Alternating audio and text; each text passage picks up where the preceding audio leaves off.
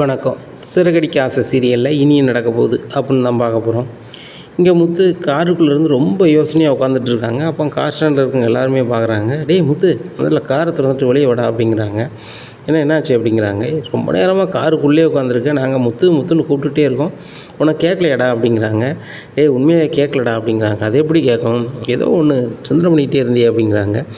வேறு ஒன்றும் இல்லைப்பா, என் வீட்டில் பாரதமாக இருக்காங்களா அப்படிங்கும்போது செல்வம் கேட்குறாரு. என்னது, அப்போ உங்கள் மைனியா அப்படிங்கிறாங்க.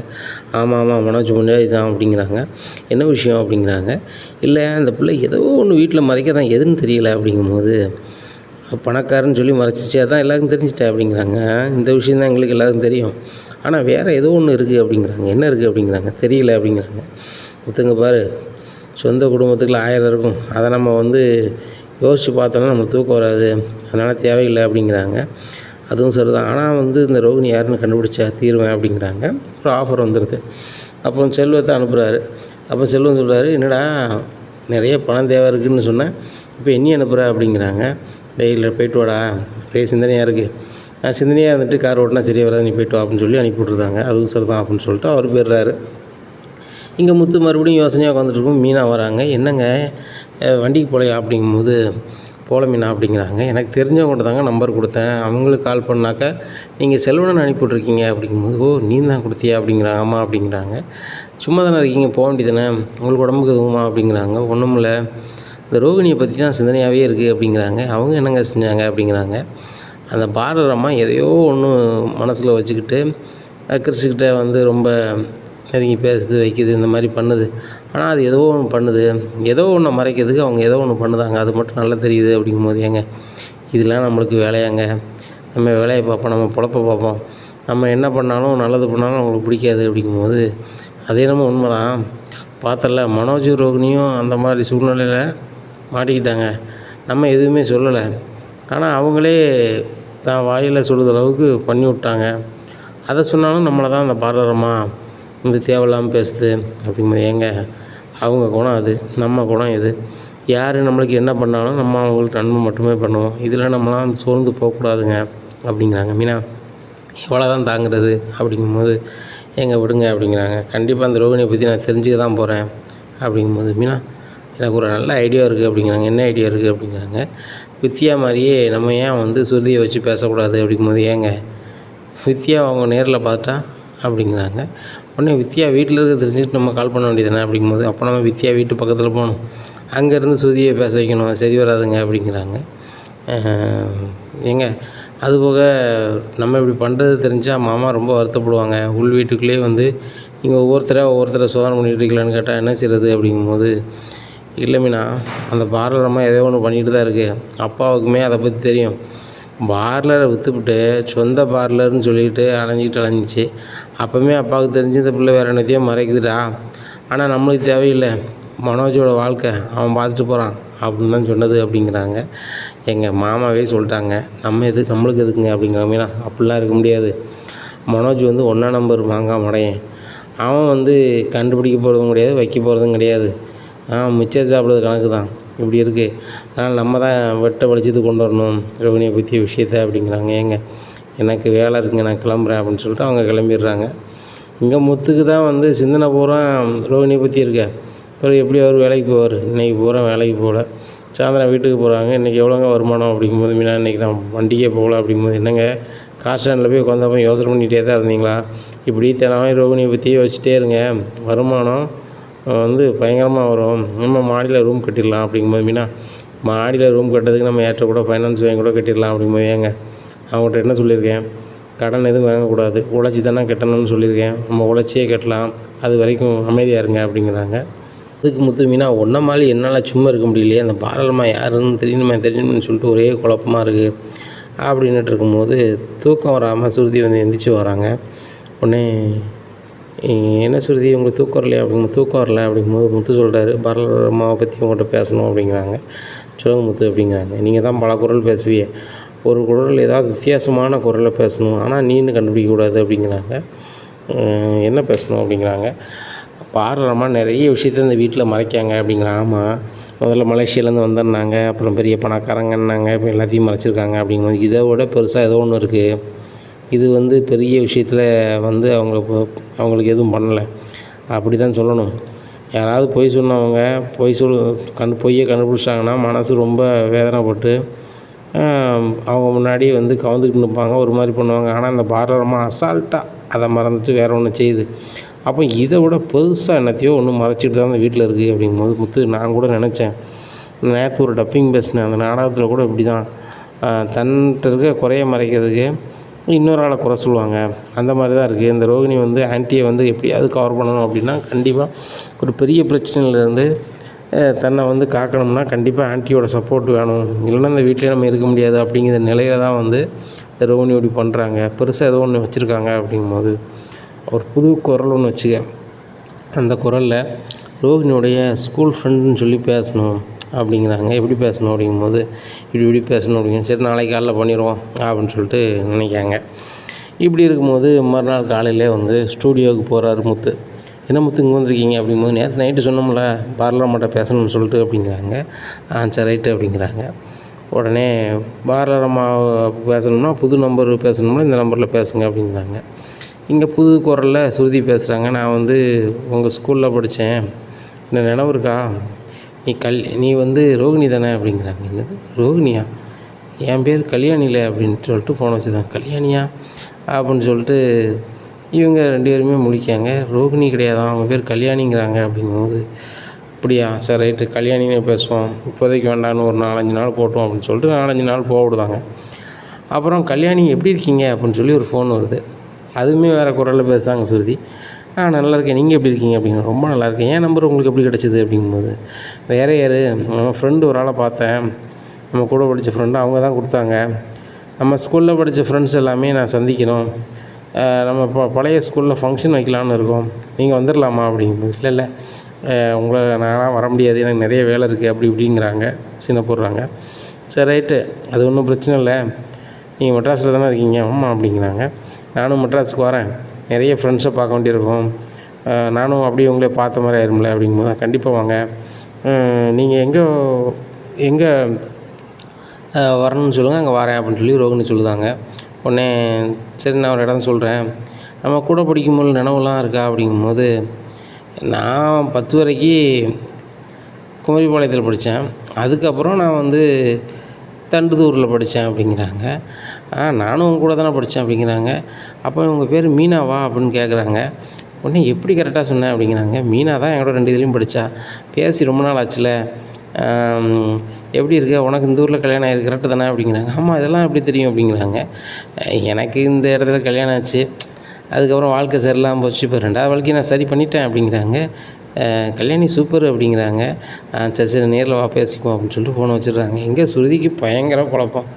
என்னடா இது குமரிபாளையங்குது, பக்கத்தூரில் படித்தேங்குது, ஏற்கனவே கல்யாணம் ஆயிடுச்சு, அந்த வாழ்க்கை சரியில்லை, அதை நான் மாற்றிட்டேங்குது, என்னென்னு புரியலையே அப்படின்னு சொல்லிட்டு முத்து இதை கேளுங்க அப்படின்னு முத்துகிட்ட போட்டு காமிக்காங்க. முத்து ரொம்பவே அரண்டுறாரு. என்ன ஸ்ருதி இப்படிலாம் இருக்குது அப்படிங்கும்போது ஆமாம் இப்படிலாம் இருக்குது அப்படிங்கிறாங்க. உடனே சரி ரைட்டு, இது எப்படியாவது விசாரிச்சாகணும், வீட்டில் நீ சொல்ல வேண்டாம் பழக்குறோம் அப்படிங்கிற, ஒன்றும் சொல்லலை அப்படிங்கிறாங்க. முத்து வந்து மீனாட்ட சொல்லுவாங்க, மீனா இந்த மாதிரிலாம் பாரம்பரியமாக பேசியிருக்காங்க பாரு அப்படிங்கும்போது எங்க அப்போ இவங்களுக்கு ஏற்கனவே கல்யாணம் ஆகி தான் இங்கே வந்து இருக்காங்களா அப்படிங்கும்போது அது என்னமோ உண்மை தான், நம்ம இதை வித்தியாட்ட கேட்போம் வா அப்படின்னு சொல்லிட்டு நேராக வித்தியாட்ட போகிறாங்க. வித்தியாட்ட போய் வித்தியா நான் உங்கள்கிட்ட ஒன்று பேசணும், ஆனால் நான் கேட்குறத ரோகிணிக்கு தெரியக்கூடாது அப்படிங்கும்போது ஆகா ரோகிணி போய் தெரிஞ்சுட்டு போலையே அப்படின்னு சொல்லிட்டு என்னை மன்னிச்சிருங்க மீனா அப்படிங்கும்போது முத்து உள்ளே வந்துடுறாரு. உடனே முத்து நீங்களுமா அப்படிங்கிறாங்க. சரி ரைட்டு ரோகிணியை பற்றி சொல்லுங்கள் அப்படிங்கும்போது எனக்கு ஒன்றும் தெரியாது அப்படிங்கும்போது உங்களை பற்றி எனக்கு நல்லாவே தெரியும், நீங்கள் குமரிபாளையத்தில் படிச்சிருக்கிய 10th வரைக்கும், அதுக்கப்புறம் இந்த ஸ்கூலில் படிச்சிருக்கிய அப்படிங்கும்போது இது எப்படி உங்களுக்கு தெரியும் அப்படிங்கிறாங்க. ரோகிணி கூட படித்த இன்னொரு ஃப்ரெண்டு எங்ககிட்ட வந்துட்டாங்க, அவங்க வந்து ரோகிணியோட உண்மையான பேர்லேருந்து எல்லாத்தையுமே சொல்லிட்டாங்க அப்படிங்கிறாங்க. அம்மா அவள் கல்யாணி தான், பேரை மாற்றிட்டு இருக்கா, வேறு ஒன்றும் எனக்கு தெரியாது, வேறு எதுவும் என்கிட்ட கேட்காதீங்க அப்படிங்கும்போது நீ சொல்லு அப்படிங்கும்போது தயவுசெய்து தப்பாக நினச்சிக்காதீங்கன்னு சொன்னோம்னா சரி ரைட்டு, நீ புதுசாக கல்யாணம் முடிய போகிற கல்யாணம் பொண்ணு, ரோகிணி வந்து பேர் மாற்றிட்டு தான் இருக்காங்கிறத சொல்லிட்டல போதுமானது அப்படின்னு சொல்லிட்டாங்க. முத்து தயவுசெய்து இப்போதைக்கு எதுவும் சொல்லிடாதீங்க, என் கல்யாண காரியத்துக்கு அவள் வரணும், இப்படி நீங்கள் சொல்லிட்டீங்கன்னா கண்டிப்பாக வரமாட்டா, அது போக உங்கள் அம்மாவை பற்றி உங்களுக்கு தெரியுமில்ல அப்படிங்கும்போது இல்லை நான் பார்த்துக்கிறேன் அப்படின்னு சொல்லிட்டு விட்டு வெளில வந்துடுறாங்க. மீனா இந்த ரோகிணி வந்து ரொம்ப தப்பு பண்ணியிருக்கு, நம்ம வீட்டில் கண்டிப்பாக சொல்லி ஆகணும் அப்படிங்கும்போது ஏங்க வித்தியா சொன்னது கேட்டிங்களா கேட்கலையா, ரோகிணி வாழ்க்கை வம்பாவதோ வம்பாவலையோ அது 2வது படம். இப்போ வித்யாவுக்கு கல்யாணம் இருக்குது. இப்போ சொன்னோம்னா கண்டிப்பாக அந்த ரோகிணி வந்து இந்த கல்யாணத்துக்கு வராது, மேலும் ஒரி தான் வரும். அப்படிங்கும்போது அப்படியா சொல்கிறேன், சரி ரைட்டு, அதுக்கு மட்டும் என்ன சினிமா செஞ்சுருவோம் அப்படின்னு சொல்லிட்டு முத்துக்கு மறுநாள் காலையிலே வந்து ஸ்டாண்டுக்கு போகிற மாதிரி நேராக குமரிப்பாளையம் ஏறுதார். குமரிப்பாளையத்தில் போய் அந்த பள்ளிக்கூடத்தில் போய் விசாரிக்கும் போது அம்மா கல்யாணி இங்கே தான் படிச்சிச்சு அப்படின்னு சொல்லிடுறாங்க. அதுக்குள்ளே பேப்பர் வாங்கிக்கிறாங்க. அப்புறம் 12க்கு மேலே படித்த பள்ளிக்கூடத்துலையும் போய் பேப்பர் வாங்கிக்கிறாங்க. வாங்கிட்டு குமரிப்பாளையத்தில் விசாரிக்காங்க. அவங்க வீடு இங்கே தான் இருக்குது அப்படின்னு சொல்லிட்டு சொன்னோன்னே நேராக அந்த வீட்டுக்கு போகிறாங்க. போனோன்னா அது பார்த்தா கிறிஸ் பாட்டியோட வீடு. ஏங்க இது வந்து கிறிஸ் பாட்டியோட வீட்டில் அப்படிங்கும்போது அந்த ஆளுக்கு எல்லாருமே சிரிக்காங்க.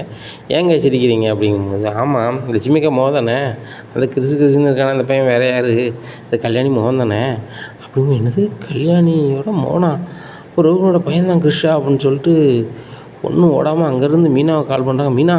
மீனா அப்படிங்கிறாங்க. என்ன அப்படி, கிறிஸ் நம்ம வீட்டு பையன் தான் அப்படிங்கிறாங்க. ஏங்க அவன் நம்ம வீட்டு பையன் தானேங்க, நம்ம வீட்டில் தானே இருக்கான், அவங்க பாட்டி அங்கே இருக்காங்க, நம்ம தானே பார்த்துக்கணும், அவங்க பாட்டி தந்தால் நம்ம வீட்டு பையனாகவே ஆக்கியிருக்கலாம், எப்பவும் நம்ம வீட்டு பையன் தானே அப்படிங்கும்போது, மீனா நீ புரியாமல் என்ன எல்லாமே பேசிகிட்டு இருக்காத, நான் ரோகிணியை பற்றி விசாரிக்க தான் இங்கே வந்தேன் அப்படிங்கும்போது, ஏங்க நான் அவங்ககிட்ட என்ன சொன்னேன், நம்ம பொழப்ப முதல்ல பார்ப்போம், அதுக்கப்புறம் இந்த பார்லரம்மா கதை பார்த்துக்கிடுவோன்னு சொன்னோம்ல அப்படிங்கும்போது, நீ சொன்னதான், ஆனால் எனக்கு மனசு கேட்கல, அந்த பார்லரம்மா இருந்தது, எங்கெல்லாம் படித்தாங்க, யாரெல்லாம் சொந்தக்காரங்க எல்லாமே தெரிஞ்சுக்கிட்டேன், அதை கேட்டு எனக்கே ஒரு மாதிரி ஆகிப்போச்சு அப்படிங்கிறாங்க. ஏங்க எனக்கும் ஒரு மாதிரி தான் இருந்துச்சு, ஏற்கனவே கல்யாணமானதை மறைச்சிட்டு வந்திருக்காங்க, இது தெரிஞ்ச ஆண்டி வந்து இந்த வீட்டில் இருக்க மாட்டாங்க அப்படிங்கிறாங்க. அது மட்டும் இல்லை, இந்த பிள்ளையோட பையன் யாருன்னு தெரிஞ்சால் நீ ரொம்ப ஒரு மாதிரி ஆயிடுவா அப்படிங்கிறாங்க. யாருங்க அப்படிங்கிறாங்க. வேறு யார், நம்ம கிறிஸ் தான் அப்படிங்கிறாங்க. ஏங்க என்னங்க பேசிகிட்டு இருக்கீங்க, கிறிஸ் பாட்டிக்கு இதுக்கு என்னங்க சம்பந்தம் அப்படின்னா சொல்லியிருக்க மாட்டாங்களா அப்படிங்கும்போது, மீனா அதான் எனக்கு ரொம்ப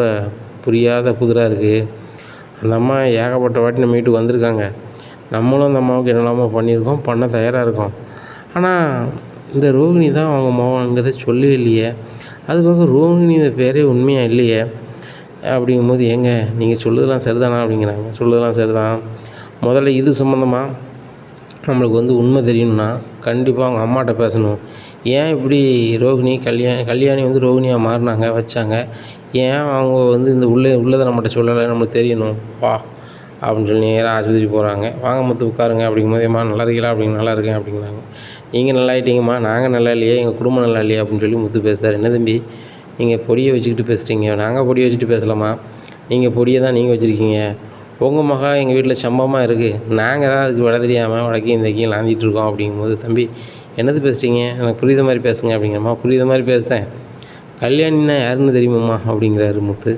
உடனே முத்து அது வந்து ஏம்மா அவங்க வந்துட்டாங்க எங்கள் வீட்டுக்கு, வந்துன்னு இல்லை வந்துட்டாங்க, கிறிஷ் வந்து யாரோட பையன்மா அப்படிங்கும்போது, அதை வந்து முத்து அது வந்து அப்படிங்கிறாங்க.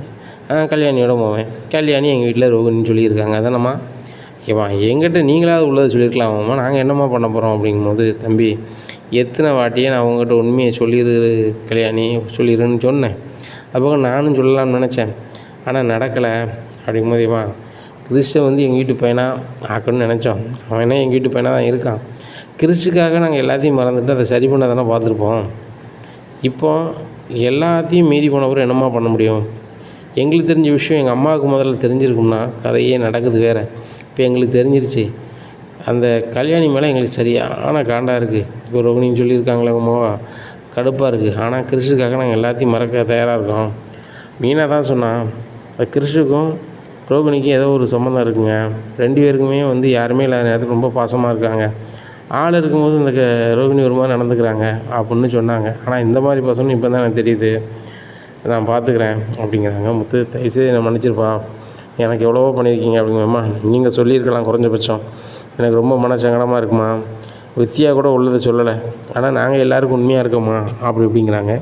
தம்பி எதுவும் நினைக்காதாங்க தம்பி அப்படிங்கிறாங்க. நினைக்கிறதுக்கு ஒன்றும் இல்லைங்க, கிறிஷ் எங்கள் வீட்டிலே வைக்கணும், அதுக்கு நாங்கள் என்ன பண்ணணுமோ பண்ணுறோம், அதுபோக இன்றைக்கி நேரம் போச்சு, நானும் மீனாவும் போய் கிராமத்தில் எங்கள் பாட்டியை போய் கூப்பிட்டு வந்தால் தான் இதை சரி பண்ண முடியும், நாங்கள் சொன்ன விஷயத்த வந்து எங்கள் அம்மா மட்டும் ஏற்றுக்கிட்டாங்கன்னா கண்டிப்பாக வந்து ரோகிணியை வீட்டு விட்டு வெளியே அனுப்பிடுவாங்க, அதுக்கப்புறம் கிறிஷும் அந்த வீட்டில் இருக்க மாட்டான், அது லாயக்கூடாது அப்படிங்கிறாங்க.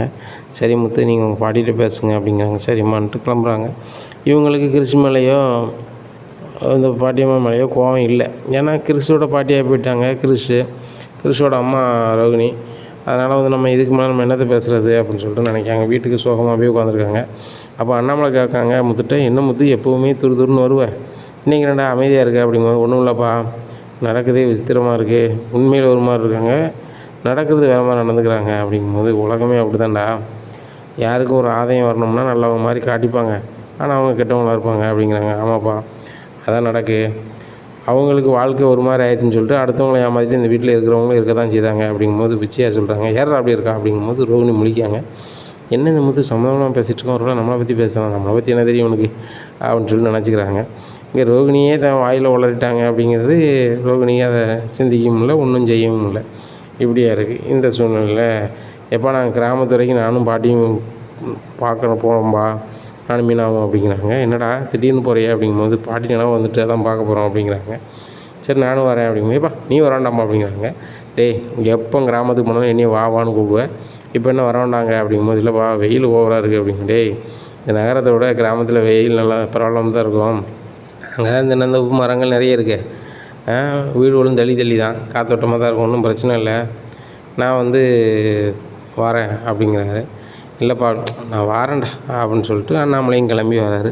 அப்போ மீனா வந்து முத்துட்ட சொல்கிறாங்க, ஏங்க மாமா இருக்கும்போது நீங்கள் சொல்ல வேண்டாம், மாமாவுக்கு யாருக்கும் உடம்பு சரியில்லை, அவர் ஏதாவது ஒன்றுனா அது சங்கடங்க அப்படிங்கிறாங்க. மீனா எனக்கு நல்லாவே தெரியுது, நான் பாட்டியை கூட தனியாக சொல்லிக்கிறேன் அப்படின்னு சொல்லிட்டு ஏன்னா வீட்டுக்கு போகிறாங்க. வீட்டுக்கு போனோன்னு தெரியுமே, நாச்சியார் பாட்டி பையன் வந்துட்டாங்க, பேரன் பேத்தி வந்துட்டாங்கன்னு சொல்லி ரொம்ப சந்தோஷத்தில் கறிப்பிடியிலேருந்து எல்லாமே பயங்கரமாக பண்ணுது. நல்ல சாப்பாடு கொடுக்காங்க. அண்ணாமலை சொல்கிறாங்க, ஏம்மா இந்த மாதிரி அரப்பு மசாலா நம்ம ஊரில் தான் இருக்குது, முன்னாடி அம்மியை பிடிச்சி எல்லோரும் வந்து அரைப்பாங்க வைப்பாங்க, ருசியாக இருக்கும், இப்போ உள்ள ஆட்கள் எல்லாமே ரெடிமேட் மசாலாவை தான் விரும்புகிறாங்க, அது நுரைச்சி போகுது, இது உடலுக்கும் ஆரோக்கியமாகவும் இருக்குது, கெமிக்கல் இல்லாமல் இருக்குது அப்படிங்கும்போது, அண்ணாமலை இதை வந்து எல்லோரும் நினச்சா தான் மாறும், ஒரு ஆள் நினச்சி என்ன போகுது அப்படின்னு சொல்லிட்டு சாப்பாடை கொடுக்காங்க. அப்போ அண்ணாமலை நல்லா ரெஸ்ட் எடுக்காங்க. பாட்டி உங்கள்கிட்ட தனியாக பேசணும் அப்படின்னு சொல்லி தோட்டத்துக்கு கூட்டி போயிருந்தாங்க. தோட்டத்தில் போய் உள்ளதை சொல்லுதாங்க. பாட்டிக்கு ஒன்றும் உடலை, என்னது இந்த குமரி பாளையத்து பிள்ளையா அந்த ரோகிணி, அதுவும் பேர் கூட உள்ளது இல்லையா, அவன் எல்லாமே ஏமாற்ற வளர்த்தானா, இந்த விஜயாவுக்கு இது தெரிஞ்சால் வாழ விட மாட்டாளா அப்படிங்கும்போது, ஆமாம் பாட்டி அதனால தான் உங்கள்கிட்ட வந்து சொல்லுதோம், நீங்கள் தான் அம்மாவை சரி பண்ணி இது பண்ணணும், அந்த ரோகிணிக்காக நம்ம பார்க்கலையோ அந்த கிறிஷுக்காக பார்க்கணும்ல அப்படிங்கும்போது, எனக்கும் கோவம் வரத்தான் செய்யுது, அந்த கிறிஷு பையன் என்ன செய்வான், ஐயா பாட்டியும் தான் என்ன பண்ணும், நம்ம பேசி புரிய வைப்போம், அண்ணாமலைக்கு இது தெரியுமா அப்படிங்கும்போது, அப்பாவுக்கு தெரிஞ்சால் சங்கடப்பட சொல்லலை அப்படிங்கும்போது, இங்கே பாரு உங்கள் குடும்பத்துக்கு தலைவர் உங்கள் அப்பந்தான், வானம் உங்கள் அப்பன்ட்ட பக்குவமாக சொல்லுதுன்னு சொல்லி வீட்டில் போய் அண்ணாமலைகிட்ட சொல்லியிருந்தாங்கண்ணா. சரி நல்லா நினச்சோன்னா அண்ணாமலை ஒரு மாதிரி இருக்காங்க. அண்ணாமலை ஓன்ட்ட சொன்னால் நல்லா இருக்காதுன்னு சொல்லி தான் என்கிட்ட சொல்ல வந்திருக்காவா, இன்னும் தான் கூட வந்திருக்க அப்படிங்கும்போது அண்ணாமலை அழுகிறாரு. இந்த கல்யாணி என்னெல்லாம் ஏமாற்றிருக்கா, ரோகிணின்னு சொல்லி ஏமாற்றி ஒன்றா நம்மளை ரோகிணி கூப்பிட வச்சுருக்கா அப்படிங்கும்போது, ஏப்பா அதை விடுங்கப்பா, கிறிஷுக்காக நம்ம எல்லாத்தையும் மறப்போம், மன்னிப்போம்பா விடுங்க அப்படிங்கிறாங்க. டேய் அது என்னமோ உண்மை தான், அவனே தாத்தான்னு கூடும்போது அவ்வளோ சந்தோஷமாக இருந்துச்சு, அப்பேற்பட்ட பையன் நம்ம வீட்டில் இருந்தால் நல்லது தான், நீங்களும் வழக்குன்னு நினச்சிங்க, சரி ரைட்டு, ஆனால் அவங்க அம்மா தான் அப்படி எடுத்து போகிறான்னு தெரில அப்படிங்கும்போது, அண்ணாமலை நம்ம விஜயாட்ட பேசி புரிய வைக்கலாம், மற்ற நேரத்தில் இது செய்யக்கூடாது அதை செய்யக்கூடாதுன்னு சொல்லிட்டு நான் விஜயாவை ரொம்பவே சத்தம் போடுவேன், இந்த நேரத்தில் ஒரு மாமியாராக அவன் என்ன முடிவு எடுக்காலும் அதுதான், ஆனால் நான் பக்குவமாக பேசி இதை சரி பண்ண பார்க்குறேன், எல்லோரும் நம்ம பட்டணத்துக்கு போகலான்னு சொல்லி பட்டணத்துக்கு போகிறாங்க. அங்கே எல்லோரும் ஒன்றா வரதை பார்த்துட்டு விஜயாவுக்கு சரியான கடுப்பாயிருது. ஏற்கனவே இந்த அத்தை வந்தாங்கன்னா இனியெல்லாம் சமைக்கச்சுன்னு சொல்லி பாடாப்படுத்துவாங்க, இவங்க வேறு கூட்டி வந்துட்டாங்கன்னு சொல்லிட்டு அண்ணாமலை தனியாக கூட்டி போய், என்னங்க உங்கள் அம்மா எதுக்கு கூப்பிட்டு வந்தீங்க, நீங்கள் பார்த்துட்டு வந்துருக்க வேண்டியதானே அப்படிங்கும்போது, எங்கள் அம்மா வீட்டுக்கு நான் போனேன், நார் வீட்டுக்கு அம்மா ஒன்று வந்திருக்காங்க அப்படிங்கும்போது, அப்போ வந்துட்டு உடனே கிளம்ப சொல்லுங்கள் அப்படிங்கிறாங்க. எங்கள் அம்மா உடனேலாம் கிளம்ப மாட்டாங்க, ஒரு வாரம் இருந்தால் போவாங்க, அங்கே விவசாய வேலையெல்லாம் முடிஞ்சிட்டு இப்போதைக்கு மேற்பார்வைக்கு மட்டும் ஒரு ஆள் இருந்தால் போதும், பாப்பா தேக்கா இருக்குது அதை பார்த்துக்கிடுவோம் அப்படிங்கும்போது, சரி என்னத்தையே பண்ணுங்க அப்படிங்கும்போது, விஜயா ஒன்றா தனியாக பேசணும் அப்படிங்கிறாங்க. என்னத்தை வந்து ஒரு ஆமலம் அப்படிங்கிறாங்க. பேசி தான் ஆகணும் அப்படின்னு சொல்லி தனியாக கூப்பிட்டு, இங்கே பாரு நான் ஒன்று சொல்லுவேன், அதை கேட்டுட்டு நினச்சக்கூடாது, கணக்கப்படாது, வைக்கப்படாது, கோவப்படக்கூடாது அப்படிங்கிறாங்க. அத்தை நீங்கள் என்னத்தை சொல்ல போகிறீங்க அப்படி அப்படிங்கும்போது, இந்த வீட்டுக்கு வந்து வந்த மருமகன் ஏற்கனவே கல்யாணம் முடிஞ்சிருக்கு அப்படிங்கும்போது, யாரை சொல்கிறீங்க இந்த மீனாவா, எனக்கு தெரியும் கல்யாணம் முடிக்கும் போதே பெரிய ஆள் மாதிரி இருந்தா, கண்டிப்பாக இதுக்கு முன்னாடி கல்யாணம் முடிஞ்சிருக்குன்னு எனக்கு தெரியும் அப்படிங்கும்போது, ஓ அவனுக்கும் மூத்தவனுக்கும் சம்மந்தம்னு சொல்லி எழுதி வாங்கிட்டு வராமல் என் வீட்டுக்காரர் ஏமாற்றி கல்யாணம் முடிச்சாங்களா அப்படி இப்படிங்கிறாங்க. இங்கே பாரு விஜயா, நான் சொல்லதுக்கு எனக்கு கொஞ்சம் நேரம் கொடு, நீனாவே சிலன்னு ஏதாவது பேசாத அப்படிங்கும்போது, வேறு யாருத்த நீ பணக்காரி இல்லை, ஆனால் வந்து அவள் இப்படி பண்ண போகிறதில்ல, ஸ்ருதியும் அப்படி தான் அப்படிங்கும்போது, சரி ரோகிணி தான் அப்படி பண்ணியிருக்கா அப்படின்னா, ரோகிணியா இப்போ வாய்ப்பே இல்லை அப்படிங்கும்போது, இதெல்லாம் பாரு முத்து எல்லாம் கலெக்ட் பண்ணது. குமரிப்பாளையத்தில் தான் இருந்திருக்கா. குமரிப்பாளையத்தில் தான் 10 வரைக்கும் படிச்சிருக்கா. அதுக்கப்புறம் தான் வேறு ஊரில் படிச்சிருக்கா. அதுக்கப்புறம் அவங்க கூட படித்தவங்கலாம் பேசியிருக்கான். அந்த பேப்பரை பாரு, அவங்க படிக்கும்போது உள்ள ஃபோட்டோவும் பாரு. முதல்ல ஒரு பழைய ஒரு ஆளை கல்யாணம் பண்ணியிருக்கான். அவளுக்கு அதில் விருப்பமுள்ள போல பெருசாக அந்த ஃபோட்டோவும் இதில் இருக்கு பாரு அப்படிங்கிறாங்க. எல்லாத்தையும் பார்த்துட்டு விஜயாவுக்கு ஒன்றும் விடலை. பொசுக்குன்னு மூச்சு பேச்சிடாமல் விழுந்துருந்தாங்க. உடனே விஜயா அப்படின்னு சொல்லி தண்ணியை துளிக்காங்க. அப்போ எல்லோரும் வந்துடுறாங்க. விஜயாவுக்கு இதை கேட்டோன்னே ஒன்றும் ஓடலை. மனோஜ் வாழ்க்கை இப்படியாவது இருக்குன்னு பார்த்தா வேறு மாதிரி போயிட்டு இந்த கிறிஸ்து பேரை யார் வீட்டிலும் உள்ள பிள்ளைங்க கொண்டு வளர்க்காங்கன்னு சொன்னால் அவன் மோனாக இருந்திருக்கானே. அதுபோக அதெல்லாம் தெரிஞ்சுக்கிட்டு தான் அந்த முத்து மீனாவும் அந்த கிறிஸ்து இந்த வீட்டில் கூப்பிட்டு வந்திருக்காங்க. மனோஜை மேலும் மேலும் சங்கடப்படுத்துறதுக்கு மனோஜ் நிலமை இப்படி ஆகிட்டே அப்படின்னு சொல்லி இங்கே ஃபீல் பண்ணிகிட்டு இருக்காங்க. உடனே எல்லோரும் ஆஸ்பத்திரி வீட்டு போயிருந்தாங்க. அங்கே போனோன்னு இது பண்ணேன்.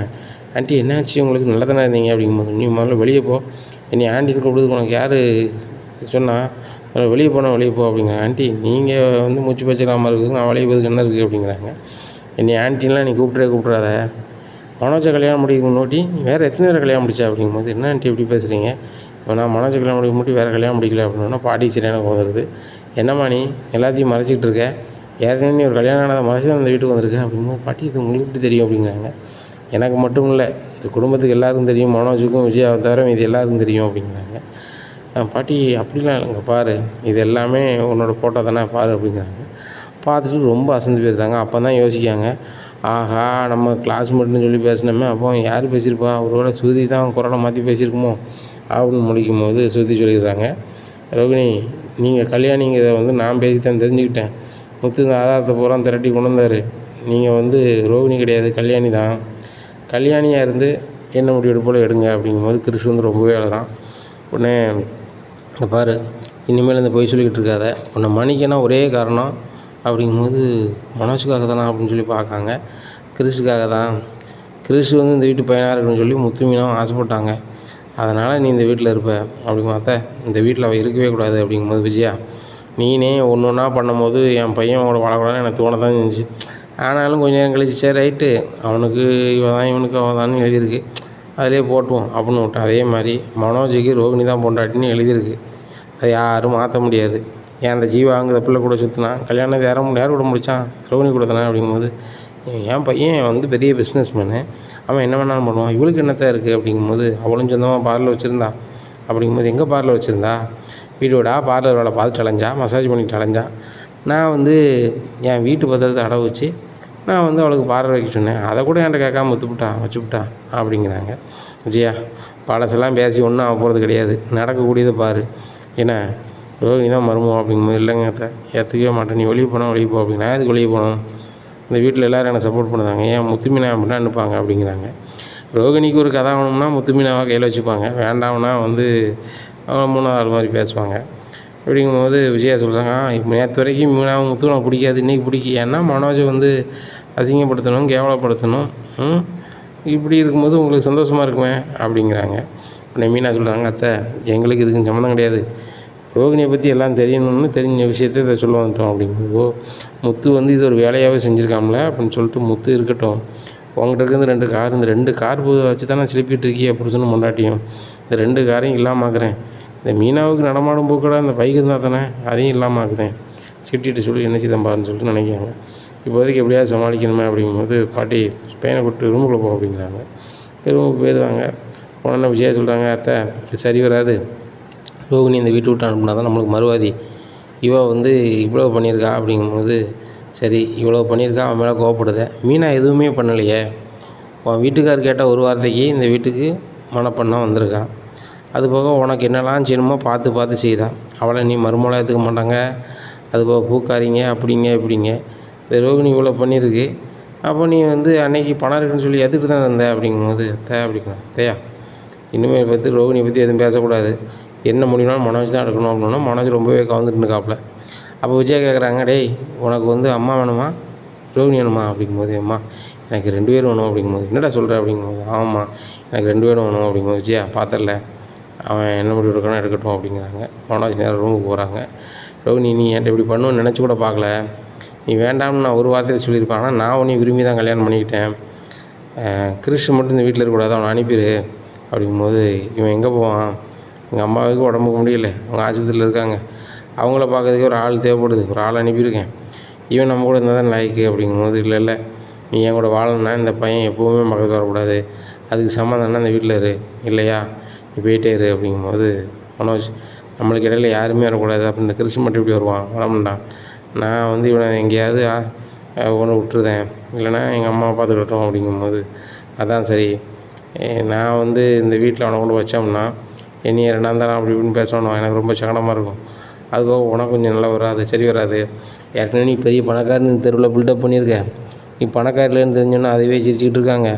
இப்போ நீ ஏற்கனவே பிள்ளைய பற்றி போட்டு தான் அங்கே வந்திருக்க அப்படின்னு தெரிஞ்சு அவங்க மேலும் நம்மளை நினைச்சுவாங்க, சங்கடப்படுத்துவாங்க, வாயக்கூடாது அப்படிங்கும்போது, சரி ரைட்டு அப்படின்னு சொல்லி கிறிஸ்டை கூப்பிட்டு வெளில போகிறாங்க. அப்போ மீனா கேட்குறேன், எங்கே போகிறீங்க அப்படிங்கும்போது, என் பையனை எங்கேயும் கூப்பிட்டு போவோம், அதுக்கும் உங்கள்கிட்ட சொல்ல தான் செய்யணுமா, என்னை பற்றி தான் எல்லாத்தையுமே வந்து சோப்பை போட்டு விளக்கிட்டீங்களே பாத்திரத்தை விளக்குன மாதிரி அப்படிங்கிறாங்க.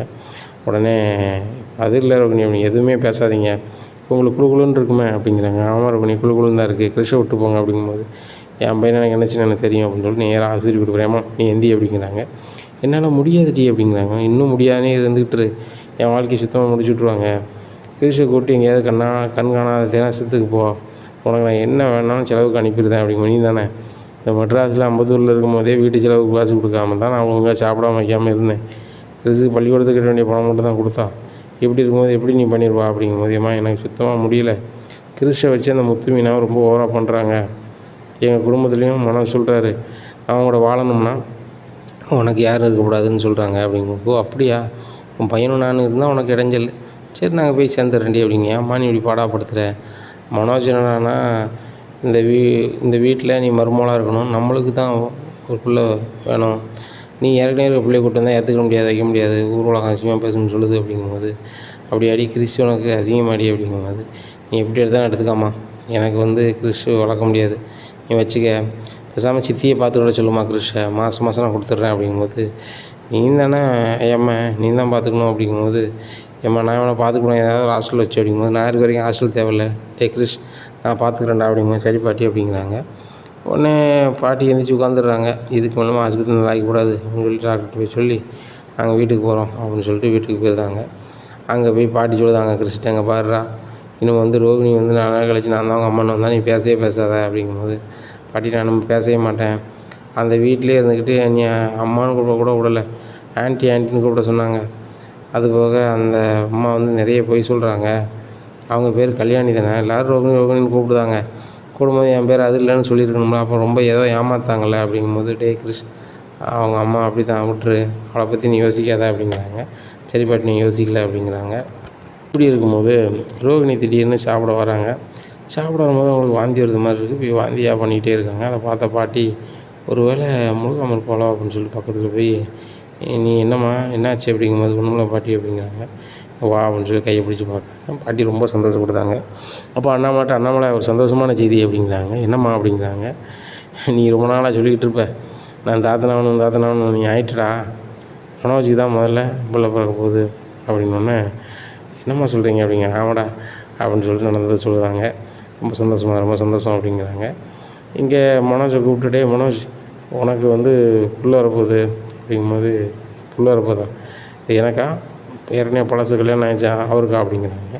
இதை கேட்ட ரோகிணி சரியான கடுப்பாகுது, என்ன மனோஜ் பேசிகிட்டு இருக்கீங்க, நான் வந்து வாழ்க்கை வேண்டாம்னு வந்து 2-3 வருஷம் ஆகி போச்சு, அவரான்னு சொல்லிகிட்டு இருக்கீங்க அப்படிங்கும்போது, எனக்கு நம்பிக்கை இல்லை ரோகிணி, நீ முதல்ல என்கிட்ட எல்லாமே உண்மையை சொல்லுவா, இப்போ சொல்லுறது எல்லாமே பொய்யா தெரியுது, நீ உண்மையை சொன்னாலும் நான் பொய் சொல்லதான் நினைக்க வேண்டிய சூழ்நிலை வருது அப்படிங்கும்போது, மனோஜ் நீங்கள் என்ன இப்படி பேசுகிறீங்க, இப்படிலாம் பேசுனீங்கன்னா நான் வீட்டு விட்டு போயிடுவேன் அப்படிங்க. தாராளமாக வீட்டு விட்டு போ, நீ எப்போ வீட்டு விட்டு போகணுன்னு நினச்சிட்டு இருக்கேன் அப்படிங்கும்போது விஜயா சொல்கிறாங்க.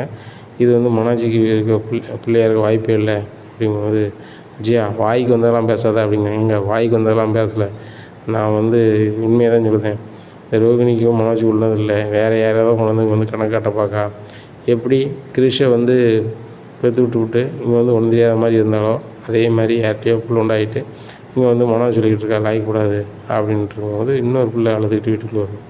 நீ யாருமா அப்படிங்கும்போது, மனோஜ் தெரியாமா இந்த பிள்ளை எங்கள் கடையில் வேலை பார்க்கு அப்படிங்கும்போது, எனக்கு ஒரு நியாயம் சொல்லுங்கள் அப்படிங்கிறாங்க. எனக்கு ஒரு நியாயம் சொல்லணுமா அப்படின்ட்டு மனோஜ் என்ன அப்படிங்கிறாங்க. கடைக்கு போ அப்படிங்கிறாங்க. கடைக்கெலாம் போகணுன்னேன், நீங்கள் கல்யாணம் முடிப்பேன்னு சொல்லுங்கள், அப்போ தான் நான் போவேன் அப்படிங்கும்போது, நீ கல்யாணம் முடிக்கணுமா அப்படின்னா ரோகிணிலேருந்து எல்லோரும் முழிக்காங்க. அது யார் செட் பண்ணியிருக்காங்கன்னா, அந்த கடையை வாங்கணும்னு நினச்சி அந்த லோக்கல் சண்டியன் தான் செட் பண்ணியிருக்காப்புல. இந்த மாதிரி என்கிட்ட பழகுனதால நான் வந்து உண்டாயிருக்கேன், என்னைய வந்து கல்யாணம் முடிக்கணும், இல்லை அந்த கடையை என் பேர் எழுதி தரணும் அப்படின்னு சொல்லி தான் வந்திருக்காங்க. இதை கேட்ட விஜயா ரொம்ப ஷாக்காகவே நிற்கிறாங்க. இனி என்ன நடக்கும் அப்படிங்கிறத பொறுத்து வந்து பார்க்கலாம். நம்ம சேனலை நீங்கள் மறக்காமல் லைக் அண்ட் சப்ஸ்கிரைப் பண்ணுங்கள். நன்றி, வணக்கம்.